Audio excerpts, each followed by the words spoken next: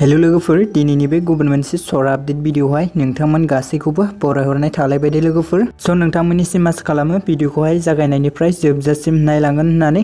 Actually नोंथांमोनाथ' भिडिअनि ससे clips बा इन्ट्र'खौनो नायनानै एसेब्लाबो हमनो हाखादोंआनो जानांगौ दे लोगोफोर। जे लोगोफोर आं दिनैहाय मा भिडिअनि सायावहाय नोंथांमोननिसिम आपडेटखौ लानानै फैदों। एक्चुअली लोगोफोर नोंथांमोननिसिम आं दिनैहाय अफिशियेल मोनसे मिउजिक भिडिअनि सायावनो नोंथांमोननिसिम आपडेटखौ लानानै फैदों दे लोगोफोर। एक्चुअली लोगोफोर जोंहा डायमन्ड रिल प्रडाक्शन इउटुब चेनेलनि गेजेरजोंहाय जे मोनसे मिउजिक भिडिअ रिलिज जानो गोनां दंमोन। स' लोगोफोर बे मिउजिक भिडिअनि अफिशियेल टिजार भिडिअखौ डायमन्ड रिल प्रडाक्शन इउटुब चेनेला रिलिज खालामना होबाय दे लोगोफोर।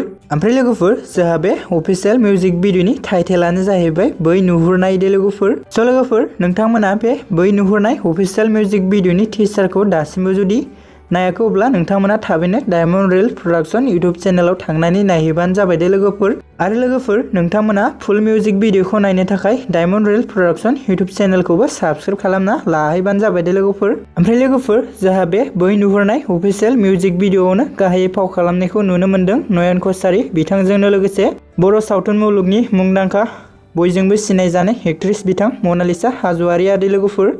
आरो लोगोफोर बे मिउजिक भिडिअनि डिरेक्शनखौ खालामदोंमोन बिथां बिग्राय बसुमतारियारि। आरो लोगोफोर जोंहा बे मिउजिक भिडिअनिनो मेथाइखौ रोजाबदोंमोन निफु बसुमतारि बिथांजोंनो लोगोसे आशा बर' बिथाङा दे लोगोफोर।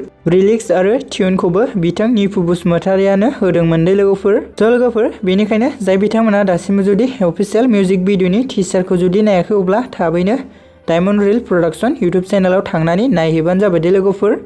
स' लोगोफोर बिदिब्ला दिनैनि सर्ट आपडेट भिडिअआ बेखिनियानोमोन दे लोगोफोर। आसा खालामो नोंथांमोना भिडिअखौ जुदि नायनानै मोजां मोनदों अब्ला भिडिअखौ खनसे लाइक खालामनानै होबानो जाबाय दे लोगोफोर। आरो चेनेलाव सोरबाफोर जुदि गोदानै नायदोंब्ला चेनेलखौ साबस्क्राइब खालामनो दाबाव दे लोगोफोर।